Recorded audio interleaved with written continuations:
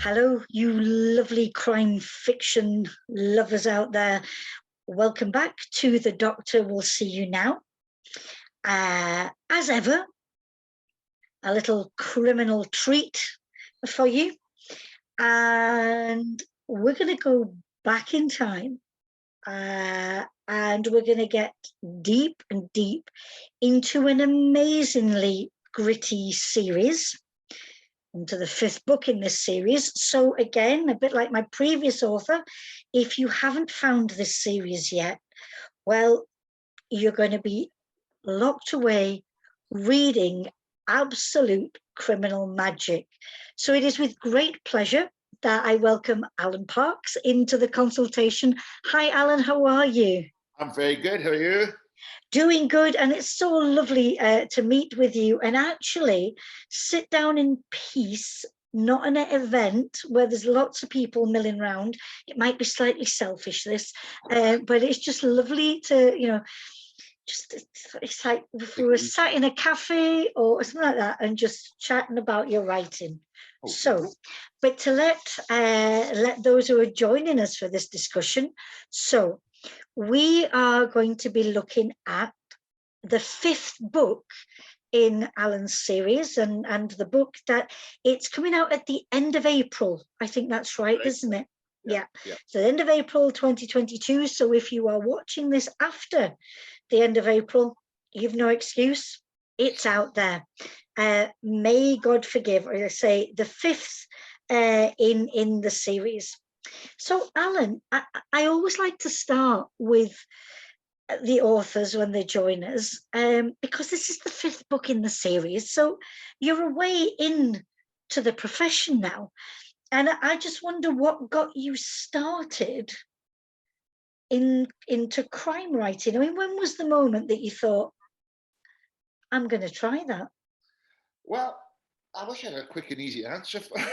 Oh, it doesn't have to be quick and easy. We can sit back and enjoy this. Go ahead. It's a bit of a long story. I got made redundant from my job at Warner Brothers. And of course, as these things go, the minute they made me redundant and I moved back to Scotland, they said, can you come back and work 3 days a week? So I foolishly agreed. So for 2 years, I went up and down the train between Glasgow and London twice a week, which is 5 hours each way. So I kind of thought maybe I should, instead of just falling asleep, which I normally did, or look out the window, I thought maybe I should try and do something. And I was kind of messing about the idea of writing something about Glasgow housing. Not fiction, a fact book about post-war Glasgow housing. And then I thought, that's a bit dry. So I thought, maybe if I want to write about Glasgow, a crime novel seemed the easiest way to do it because, for some reason, well, for a lot of reasons, Glasgow seems to suit crime novels. It seems to be, quite a place where things happen. And also, in a crime novel, you can kind of travel about the city. If you write a book about people who work in an office, it's in that space. Yeah. But at least I book the detective because I kind of wanted to look at the idea of the first book was really about rich people and poor people and when they cross over, and that was really sex, drugs, and crime. Really, is where they met each other. And I wanted to look at the sides of the city. I mean, everyone knows Glasgow has its problems in the 70s, but what people maybe not quite so familiar with, it was also a relatively rich bits of it as well. So I wanted to look at both of them, and a detective that had to go investigate a case that crossed both seemed kind of the easiest way to find an excuse to talk about two very different bits of the city, I think. So I started writing it on the train. And I did bits and bobs. I didn't sit, every day judiciously. I sort of stopped for a couple of months and stuff, and then I sort of finished it and I put it away, and I didn't really do anything about it, and sort of forgot about it for a year or so. And then I was doing some work with a friend of mine, a novelist called John Niven, and I can't even remember what it was we were writing, some script thing that was supposed to, I don't even know. And he said to me, oh, maybe you should write a book. And I said, well, I have. And he sort of looked at me with abject horror and said, would you want me to read it? And I said, well, if you want. So he read it. He said, I think it's pretty good. I mean, he did actually give me some very good advice. He said, you've got a book and a half in there. He said, you've got too much. And I think I still do it. I'm terrified of people being bored when they read books. I tend to shove everything in. But I think this time I'd kind of gone over the top and shoved so much in, it was trying to make the story a bit of a mess. So he said, take that strand out and it'll be a much clearer book. So I did that, and he sent it off to his agent, and she didn't like it. So he thought, well, that's not right. So he sent it to another author called Sarah Pinborough. Yes. Sarah, Sorry, who very kindly said, I think I know an agent who might like this, and sent it on, and that's how it all started. And often I feel a bit guilty because, you know, the path to getting published for me was pretty easy, and I know that's really not most people's experience at all. You know, they find it very hard to even get things looked at. Never mind that. So I always feel slightly guilty, but that's how it works, really. And then you sort of sign a contract and you realise you've got to write another book, and then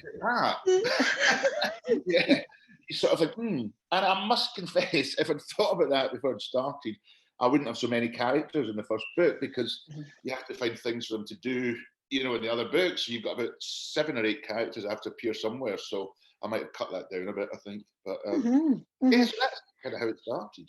Do you know, thank you for sharing that, because I think, you know, the viewers, you know, I know that there are people out there who, you know, are considering, you know, should I be writing a novel? I think I've got that novel in. And every author, I just think it's beautiful. Every author tells a different story. There may be things in common. But I mean, for me, what struck me is the idea of there was some time. You had time, and you filled it with some, you know, a different kind of creativity. And I think, you know, I think what's quite good is, especially if your first one, you can write with no expectations, because you know, when you're sort of along the way as I am, they go, oh, hang on, you do another book by September, you know, and you have to start doing it. But when you start, really, you should really just be pleasing yourself, because, you know, unless it's fun, you're not going to do it. Why are you doing it? And you know, often people talk about the amount of time that you can devote to that first novel, because when it's taken, as you say, and when the publishers say same time next year, then it's like,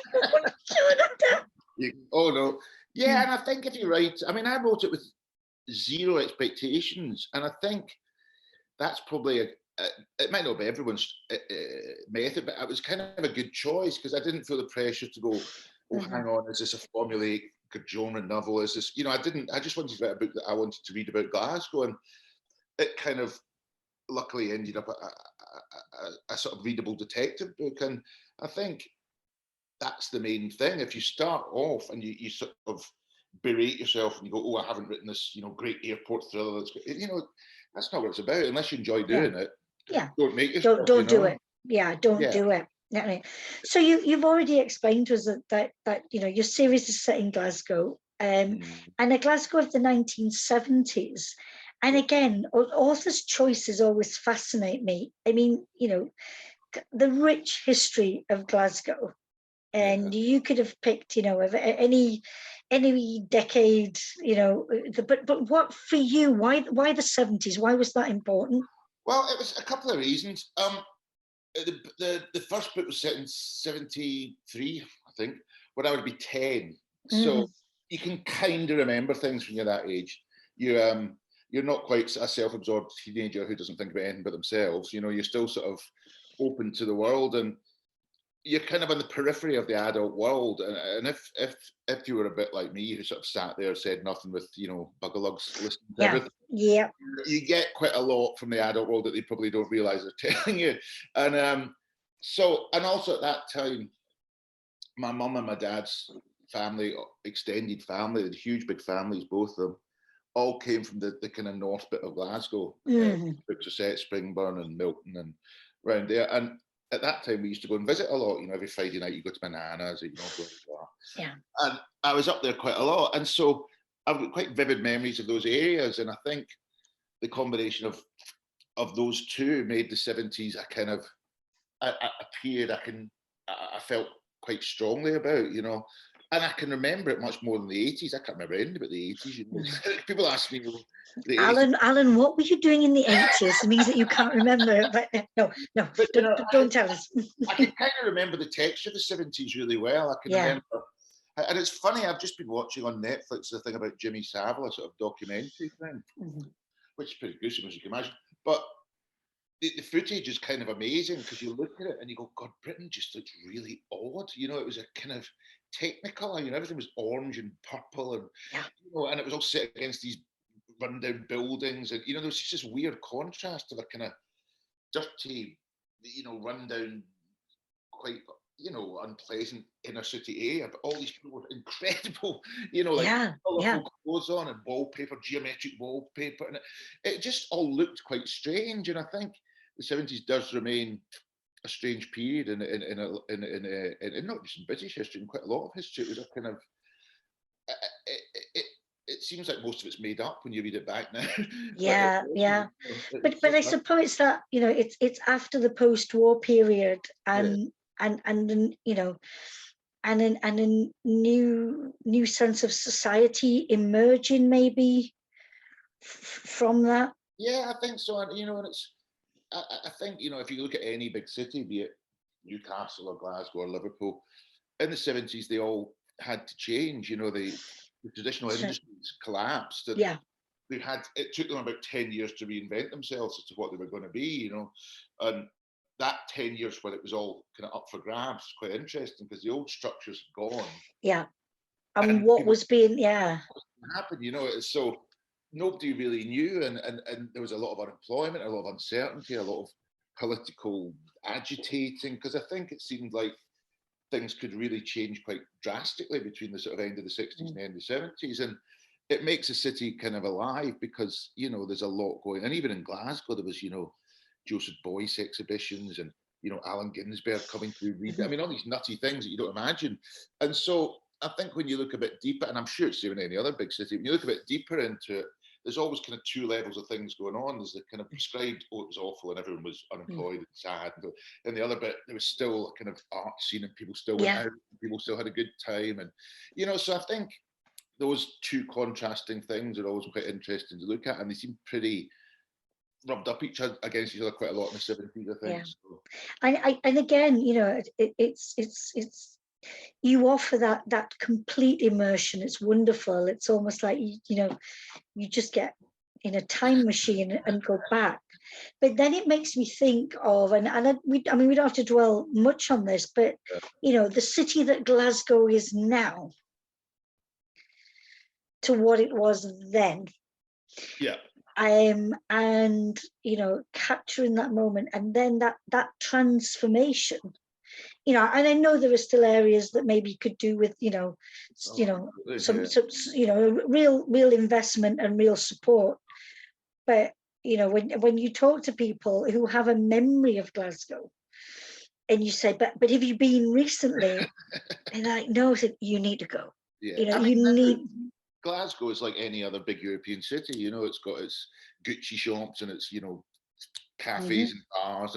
And so if you go to if you're a tourist and you come to the city centre, it's a great place. You know, it's got everything that any, you know, Edinburgh or you know, all these places would have. It looks amazing. It's geared to people visiting. You know, weirdly, tourism in Glasgow is a big thing. You know, and all this. But as always, if you move to the peripheries, to the bits of town that aren't part of the Glasgow's miles better, or, you know, Glasgow means people thing, it's the same old problems are there. The poverty's still there. The exclusion from a lot of society for people is there. It's just not part of the Glasgow meets the world experience. Yes. You know, Yeah.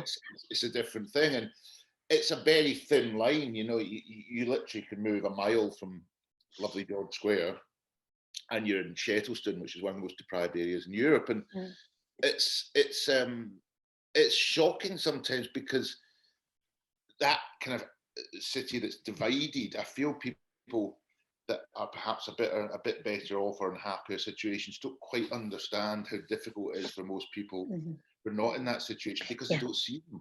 Yeah. You know, they don't go to the place, they don't meet them, they don't have anything to do with it. So it's hard, you know. It's because I wander about most days in Glasgow looking at things and places to murder people. You you see a lot more than maybe most people do. You know, that go to work and come home. So it's quite disturbing. You know, you know, one Friday night I can go out in Glasgow and, you know, go to a fantastic restaurant, have whatever, you know, I mean, all as you would anywhere. And then, you know, I went to look at a Salvation Army building the other week, and you know, they're running a soup kitchen, and the people that came in are not what you would imagine to go. They Yeah. were homeless people. You know, they're normal people. I said Yeah. normal. You know, the people that have jobs, but they just they're so Yeah. on the borderline that one meal they don't have to pay for They can go. Yeah. is a huge thing. And you know, there was lots of gran and grandads with little kids, and parents were saying, "Well, can you think, God, you know, it's not great that some 3-year-old kid's first memory is going to be going to food bank." You know, it's so. I think those bits of Glasgow are obviously still there, and I just wish more people thought about them and tried to, you know, realise that the city is not, the nice bits are nice for a reason, Yeah. and the horrible bits are horrible for a Yeah. reason. You know, we have Yeah. to try and do something about it. So yeah, but I'm sure that it's exactly the same as any major city. It's just a question of it being bordered off, really. You know, it's the certain areas you go to and certain areas you don't. As you don't. Yeah. Definitely. Yeah. But now let's delve into Ah, May God Forgive. you're going to get me now because I've got the world's worst memory and I cannot remember anything that happened. Don't you worry. Don't you worry. We'll go gently. We'll go gently. As we say, published by Canongate, out at the end of April. And it's the 5th in the series, and we'll just go with the title to start off with. Right. May God Forgive. Now, for people who aren't familiar with your previous books, there's a theme in the title, and that's the months of the year. Yes. And so I wanted to start off by asking you, does this mean that you have to stop at 12? The first one was called Bloody January. It was called Bloody January with no expectation of the next one being called it. Yeah, I just had no idea. Mm-hmm. And of course, Canongate said to me, "Oh, you know, obviously the second one's going to February in the title." And I was like, "Is it? Is it?" And I thought, well, that's not that bad an idea. And of course, now it's like a bloody nightmare trying to think of things. I mean, June, which I'm trying to do now, is the worst because June's such a nice, you know, summery month. It's like it's hard to make June sound sinister. So every time I do it, there's a bit of a struggle trying to find a month to get in there. Yeah, because, and I don't think this is giving anything away because I think it's, you know, it's in the yeah, it's there. So it's fine about the arson attack because I was thinking it could be flaming June, but you've already written about it. No, exactly. It's going to be something else. June is going to have to be horrible June or something. But it's difficult to put them in. Yeah. And, it's trying to find one. It was a last minute title. I couldn't think of anything for a long, long time. So that's always a little bit of a difficult one. And the crime, again, this arson attack, well, and it takes place in a hairdresser's. Yes. Does it not? Yeah. In the area of Royston. Royston, yeah. So I went and did my homework, and this is actually an area north of the Clyde, is it not? Yeah. And so how is Royston? Or at least in 1974, when this story takes place, what was Royston like? Well, Royston was weird. It used to be called Garangad. Oh. And it was a very rough area, and the council changed its name in the hope that would change the area, but it didn't quite work. Mm-hmm. So there's always a lot of arguments about what, anyway. But Royston was previously a very busy, largely Irish area, but the housing had started to be knocked down, so built a motorway through it. Mm-hmm. There was several big foundries and factories up there that closed down. So Royston suffered a bit in the mid-70s. From unemployment. It still does. It's you know, it's in a weird way, there's not a lot of it left. It got so knocked away that you know, the heart gets sort of taken out of it. But Royston was like a lot of places in Glasgow. It was where, you know, people used to go to their work, and the factory would be across the road. You know, everything lived in a little tiny bit. Yeah, that community. Yeah. And the bank manager lived above the bank, and it was all, you know, it was that sort of thing. And everyone went to school there, and you know, my dad went to school there, and everyone lived in the area, and it was because of that, it's quite a vibrant area. There's a lot going on, even though it's kind of depressed. So the reason I got kind of interested is a slightly strange. During COVID, my doctor told me I had to do some exercise because I was getting so fat. So he said, and you couldn't do gym or anything. And there was outdoor kind of boxing exercise up near there. So I went along to that. And then there's one, and it was in Glen Connor Park, which is in the book in Royston. And I went every Tuesday and Thursday. And I started sort of looking about and going, oh, that high flat's there. Oh, that's what was there. And some of the people that were there were from Royston, and and one said, oh yeah, I'm going to the Budgie. I was like, the Budgie? What's the Budgie? He said, it was a pub down the road. So I was like, so it started to kind of form because of this weird, exercise class. And I thought, and the book Before the April Dead was set quite spread out. It was in lots of different places. And I quite liked the idea of writing a book that was really concentrated in almost one street, that almost everything important was in one little street. So the idea was just to really make it about Royston. And so after the exercise, I'd go for a wander and see what you could see and ask people and go to pubs. And people are generally very happy to talk to you about these things. If you go, and it always happens, you go into a pub and you sort of aim for the oldest person and say, hi, did you drink in here? And they say, oh, what was it? Oh, and then his pal go, no, it wasn't like that at all. And there's sort of argument about what it was, but you pick up quite a lot of interesting stuff. And I think that idea of that kind of really small area was quite nice because you had to kind of bend the plot to make things happen in a small space. So yeah, that was the slightly strange reason it was Royston for my exercises. Thank you for that detail. This is what I love about this, is that it gives a chance for readers now. So when they pick up May God Forgive, and they'll be thinking, so I wonder when Alan saw this bit, which exercise day did this aspect come into being? It's all that, and we used to, exercise in the park beneath the Charles Street flats, and I was like, wow, you can see quite far from up there. So, went up to the flats and, find out, and it's I always write things geographically specific. I find it hard to just, I like to know where in my head where things are. So, I do quite a lot of that sort of wandering about, research, looking at old things. Even if it doesn't come in the book, it just helps me know where things are and to do that, when things were built and what was changing at the time and everything. So it was kind of good fun that it wasn't a huge big area. You had to try and find it was just this little bit. So yeah, we've kind of done Royston for that book, really. And you give us a couple of difficult aspects to grapple with, I think, which is always good. And one of them is how when this when this crime is committed, that people really don't want to come forward. People don't want to say what they know, this idea of turning a blind eye. And do you think that has changed at all, or do you still think there is a reluctance, either because there's a reluctance to get involved with the police, or there's a reluctance because of possible repercussions?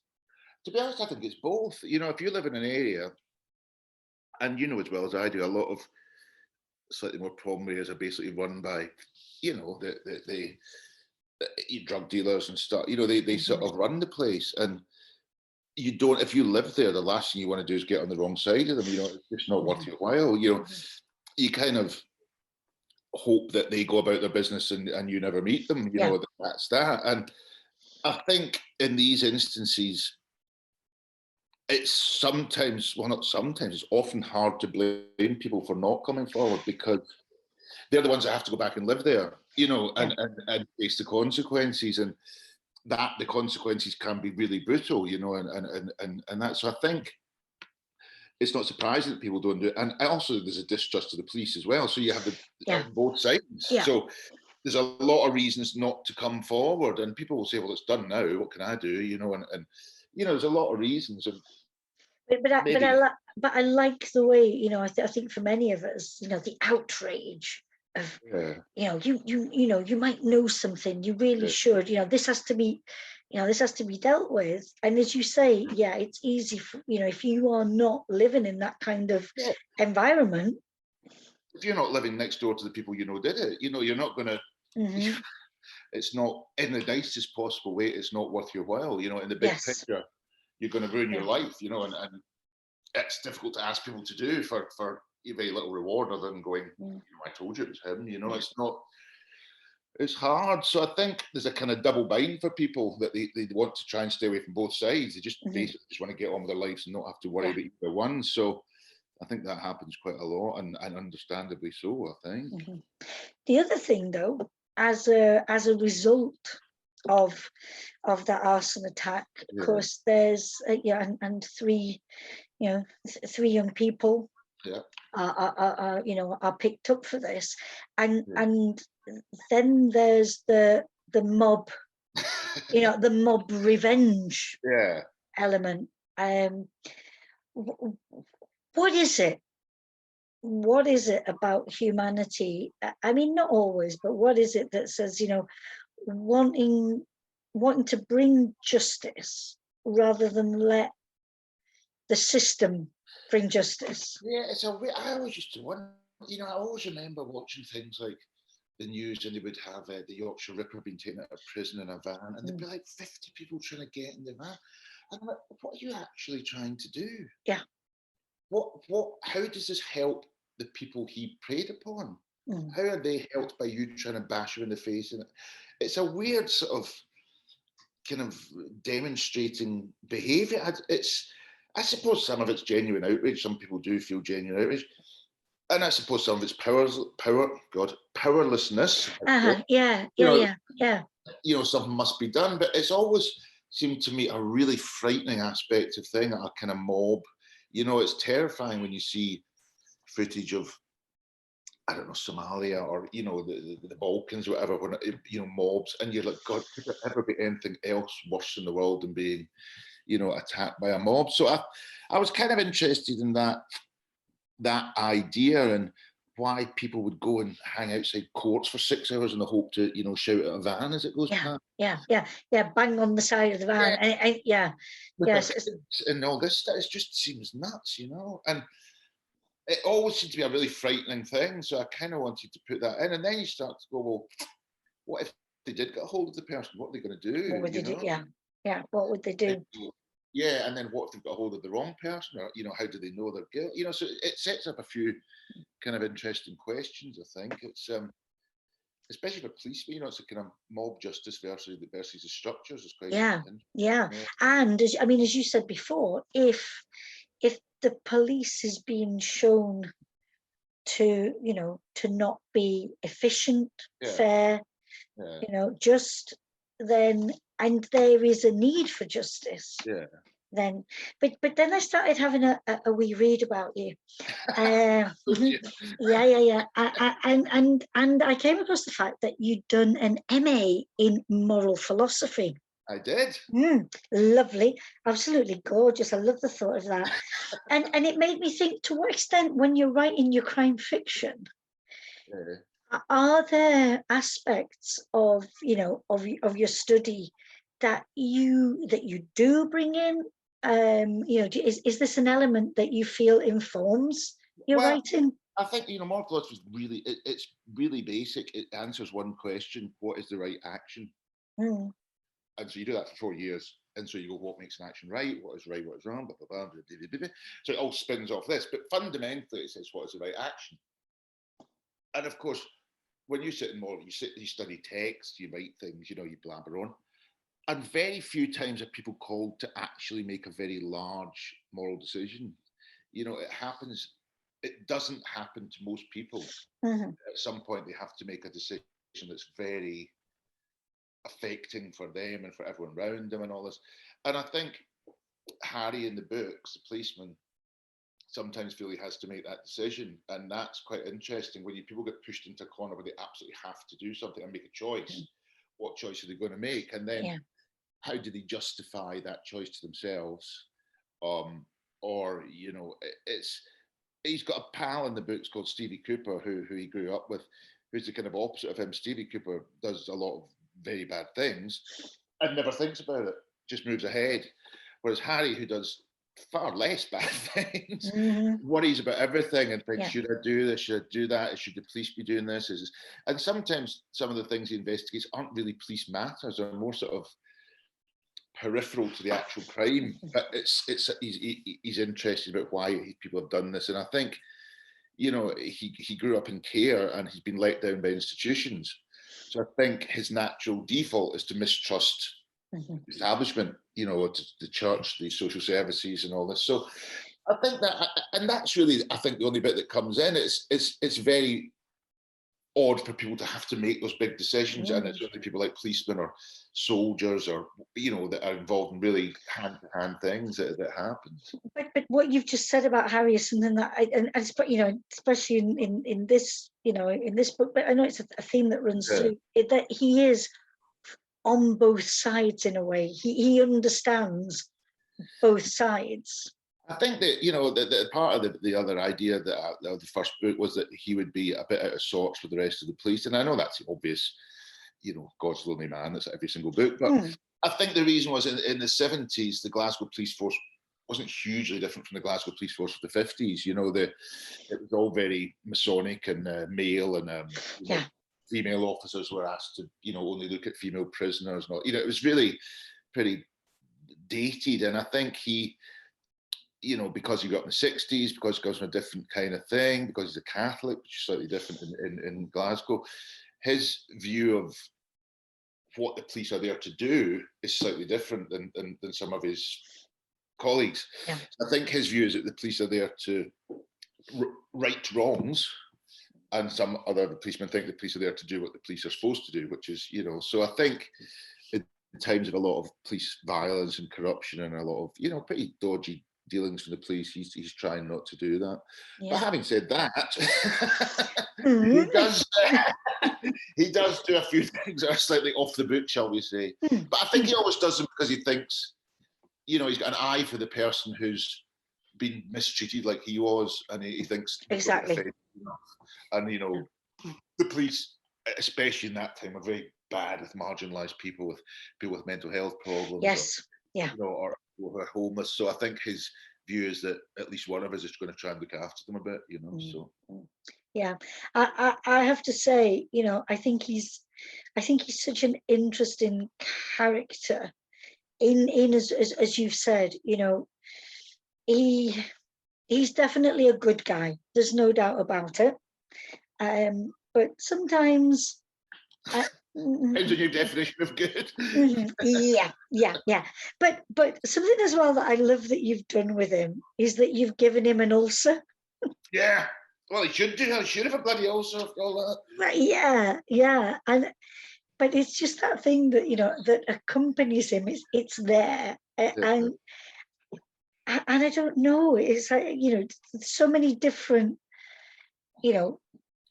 fictional police characters have various different aspects to them but this is just something that I love about Harry. It's like he's always thinking about I think it's to do with what I was saying. Stevie Cooper thinks about nothing, and Harry internalizes everything, and it all goes in there, and and I think you kind of have to write about people first that then do the job of being the police, and I think people get ulcers that are nervous or worry a lot, that used to happen a exactly lot. To get one, whether he's a policeman or not, he's that kind of person. So I think the more you can make their world real, and they also are policemen, I think it works a bit better, because then you kind of get a bit more of a rounded.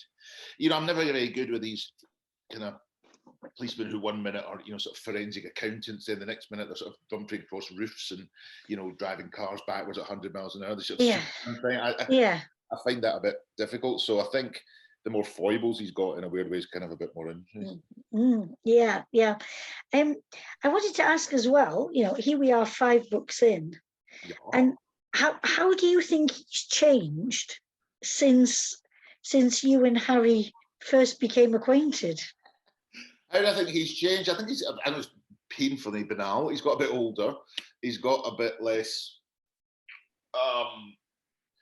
He's been a bit battered by everything. He's sort of learned that you can't fight the good fight 100 times a day.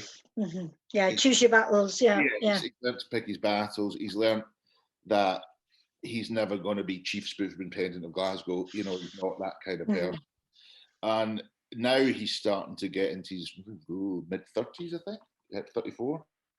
He's trying to think about what his life is actually about, where he wants to go and what he wants to do. Like most people would do in their mid-30s, he suddenly sort of have a great time and they're young in their 20s, and all of a sudden they go, oh my God, what am I going to do? Yeah. So a bit of that. And I just think he's a bit wiser and a bit more able to roll with the punches, hopefully. So I think that's what's happened to him. Yeah, yeah, yeah. I always think it's interesting how when an author, with an author with a series and the way that character develops, a bit like a romance, there was a time when you first met Yeah, and how was it, that first flush of, oh my God, look at this. And yeah, now 5 books in, and, do you look at Harry and think, yeah, I am so proud of the character that I've created? Or is it like, oh, come on, I need you to do this, and yeah. and and the way I've created you, you're not going to do it, are you? I don't know.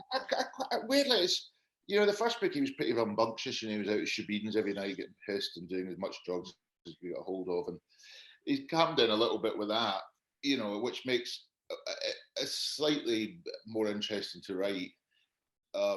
Well, actually, no, it's just different to write. Really, it's a different. He's changing, and he's getting a little bit more domestic, and I think it's just that age is one sort of major relationship that's gone wrong, and he's kind of going, what the fuck am I doing at age 35? Yeah, yeah, Like yeah, everyone else at age 35. yeah, yeah. And it's that Yeah. questioning of self. Yeah. Now, there's a third deep question. Oh my Yeah, God. who knew from the mean streets of Glasgow that these deep questions could emerge? It's great. The sense of, can people change?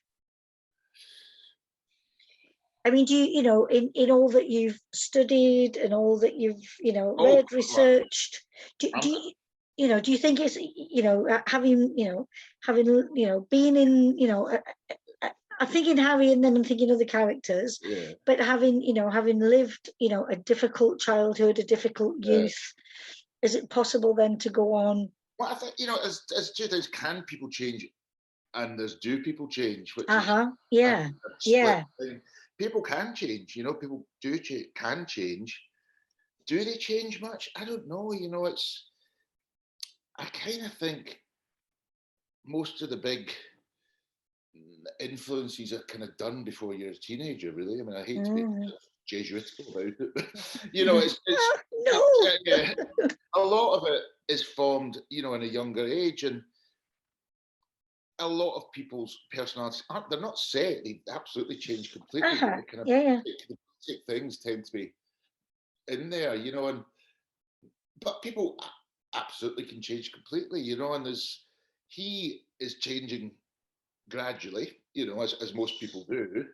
But fundamentally, if he was faced with the same problem he had in book 1, in book 12, he would probably have the same attitude towards it. Yeah. Yeah. But his life is changing differently. So I think absolutely everyone changes. Mm. But if you meet people you haven't met for a long time, the sort of kernel of them is always in there. That you knew before. I don't think people reinvent themselves completely unless they become, Scientologists or God knows what, just change everything. So I'd like to ask you now about, because I'm always intrigued about why authors choose the quotes they choose. Now, Nietzsche, I get, so laughs. yeah, no, but that idea, there's always some madness in love.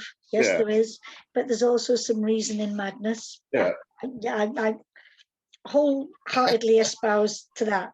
But then you give us a lovely quote from Tom Stoppard. Yeah. Hotel rooms inhabit a separate moral universe. Yeah, I think you do in a weird way. Can you talk to us a little bit about that? Well, I think hotel rooms are transitional places. You don't, normal rules sometimes don't apply. You're there for one night. It's not your house.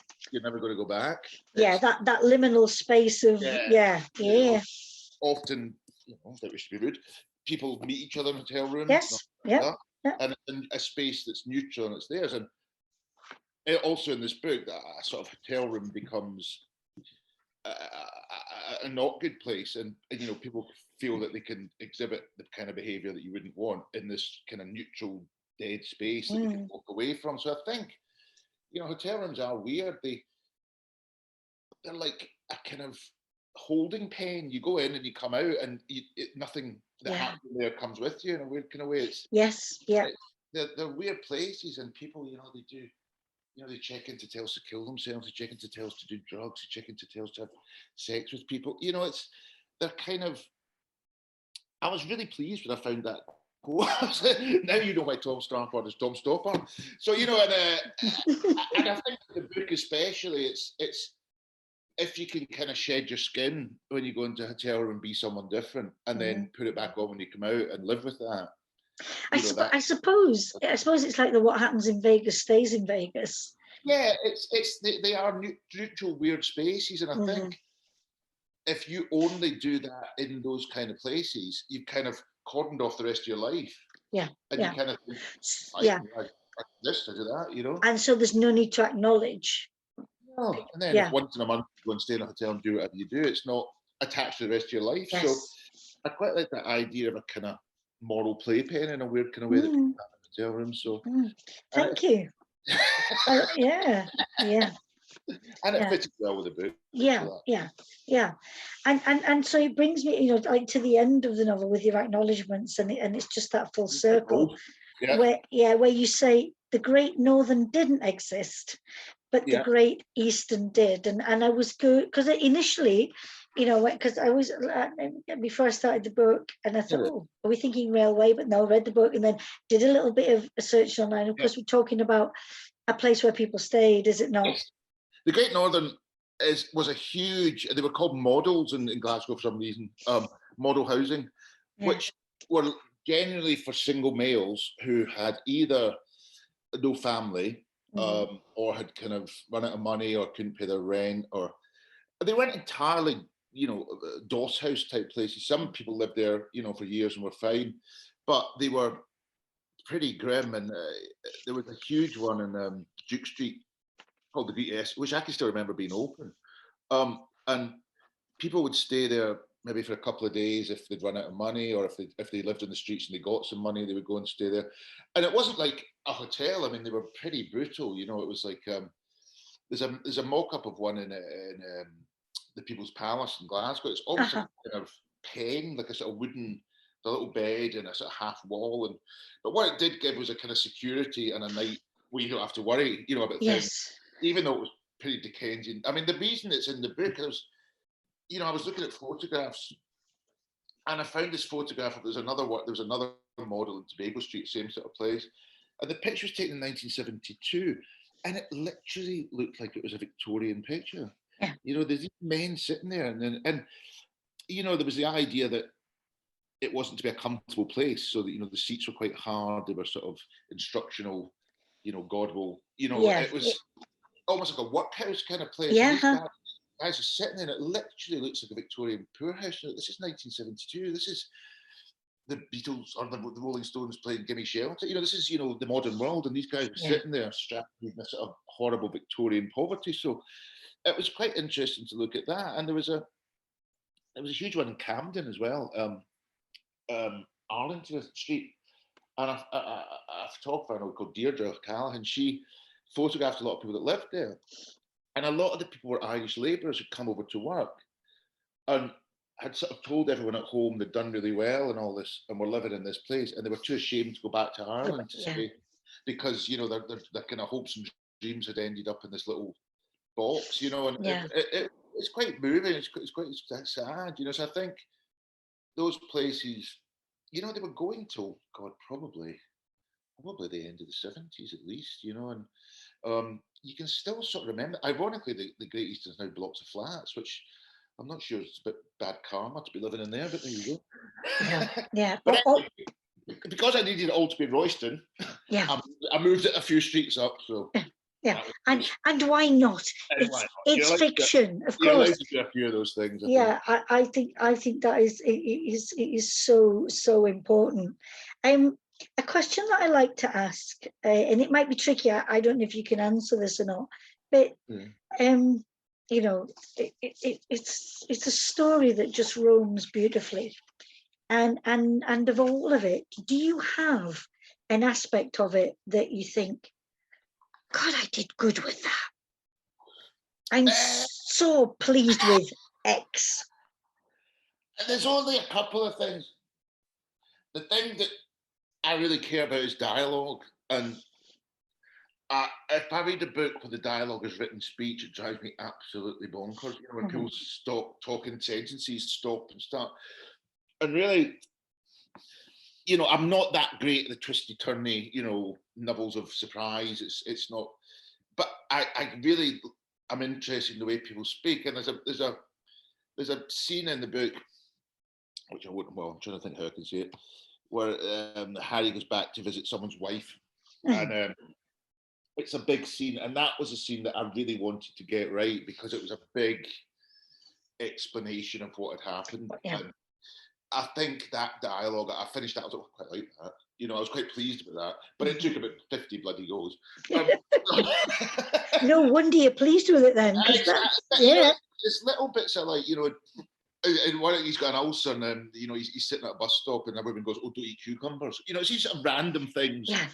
Yeah. You know, and those little bits of dialogue I think are really important. And, you know, the big overreaching, super dramatic story, I'm not so good at. But I think if I can get this plot and the story out via dialogue, and the different way people speak to each other. Again, the other thing that drives me bonkers is everyone's got the same voice in a book, you know, and it's like, so I think, personally speaking, that's the bit that I worry about most is dialogue, because it's the bit that I care about most. And you know, and I'd come back and say to you, I think, you know, again, the characters, whether they be, you know, main characters or just those minor people, you know, like the bus stop, that, you know, you can see these people. Yeah. You know, they are real, and you can hear them, and you know, and I think, you know, whether you were born, you know, to know the 70s or not, these are, you know, they are characters with life. Yeah, and I think that's what bothers me. You know, I think I don't really read crime novels to read about crimes. I just don't have that much interest in it, and I'm not. You know, if I read these very elaborate things, and you know the plot, and at the end go, and actually it was Brian who did it. I'm like, which one was Brian? You know, yeah, but wait, yeah, it's, which one was he? You know, Brian. I think what I like is interesting characters put in difficult situations, which is what I think a good crime book is. So, you know, not just Harry, but the people he's dealing with in this book. You know, there was a kind of interesting quote, which sounds a bit vulgar, but there you go. Well, they sort of said, every man can stand the smell of his own shit, which is an interesting idea about how deep people can go and live with themselves. And that was a kind of, I was quite interested in that idea. What happens when you can't anymore? Yeah. Where's that threshold? Yeah. What happens if one thing just puts you over the line and you go, yeah. It's a horror story, you know? Yeah. That idea was kind of interesting. So there was a few things at play, and you know, so that's kind of, if you got a couple of them, and then you can get characters that seem real, you know, and it's a lot of just listening to the way people speak. You know, I'm still that weirdo in the bus who sits there pretending he's, you know, looking out the window and listening to people. Yeah. It's and the way people tell stories, and you know, it's people never talk to each other about what they're talking about. You know, they never say, you know, it's always sort of slightly wonky.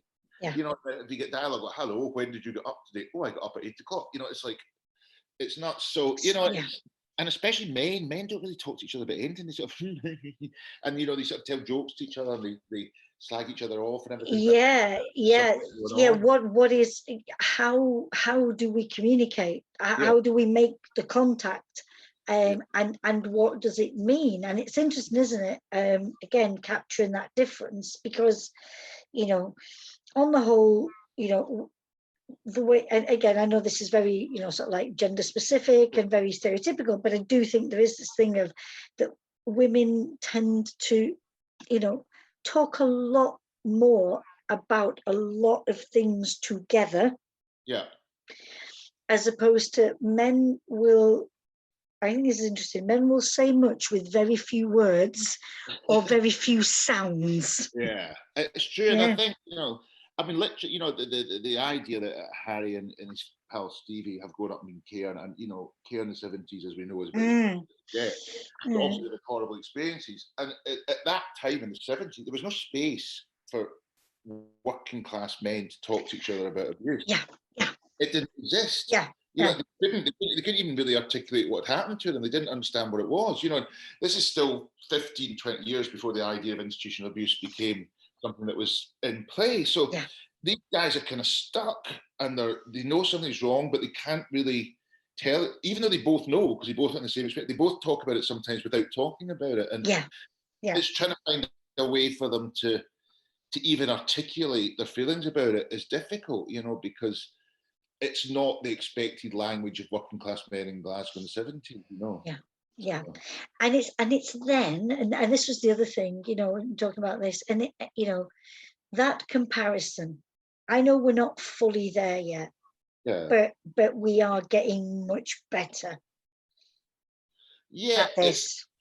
It's terrible, you know. You still, in the last book, there's a throwaway little thing where he's outside Glasgow, and you know, he's near the Holy Loch, and he sort of dimly remembers being in a care home there, and he said, "Oh God, I was in a home up there called, name escapes me now, and I just needed a care home, so I googled care home near me, and it happened to be the subject of an STV, Scottish Television, you know, sort of investigative program, and there was a man on it who would be about the same age as Harry, and he just was destroyed, you know, and he found it really hard to articulate what had happened. What had happened, Even in the context of now people understanding it, and in a program that was sympathetic, and you could see him just overwhelmed, even trying to explain the bare facts of what's going on, you know. And I think so many people at that time, that they were literally destroyed by it, and they still can't even talk about the basic facts about it, never mind articulate some way of understanding it moving forward. So particularly in that time, these guys that it happened to would not be, you know, even discussing it. You know, it wouldn't even be just things you don't talk about. So, you know, and weirdly, if they do, sometimes they make a joke about it. They go, "What was that guy's name in St Bernard's? That guy with a big nose." You know, they sort of, and you got an undercurrent that guy was not a good guy, but that's not what they say. You know, so it's an interesting one about how language gets stopped, and you know, with these guys, and they just can't get through it, you know. So Alan, I really thank you for creating this series and these characters, you know, for taking us to a time and a place where you can feel it and smell it and hear it, and I just wish you all the very best with May God Forgive. Thank you very much. And I look forward. I look forward when we can actually meet again proper. Let's hope so. Face to face. I've got a last question for you. Oh, me go. Yeah, and it's just to say, is June on the way? It is. I've been trying to do it today. I'm a wee bit into it, and I keep faffing about at the beginning, which I always do. You know, I always write the beginning, I go, that's not right, move that to chapter 2, then put another beginning in. So I'm at the stage of going round and round trying to find the beginning, which this one changed about a million times, and changed just before they went to print it. So it's the beginning kind of sets the tone of things sometimes, and also, you know, if you're being honest, people look at a book and look at the first page, it has to be kind of interesting. It does. It needs to grip you. Yeah. So I'm trying to work out whether I start with him, you know, outside the crime scene, or him attending an STV award ceremony. So we could do slightly different beginnings, to say the least. So they're going round and round. So God, I'll probably be none of them, but it gets to it. But by the time that, I shall look forward to peeping at that first page. So what happened in the end? Right? So we're just in the kind of research bit just now, which is sometimes a good fun bit, getting all the stuff together to see if we can make something out of June and try and think of a bloody title. May the force be with you for that. Yeah. Thank you. And thanks again for our conversation. Yeah. No worries, to talk to you, and hopefully we'll see you at some event during the summer. Yes, please. See you then. See you later. Bye. Bye.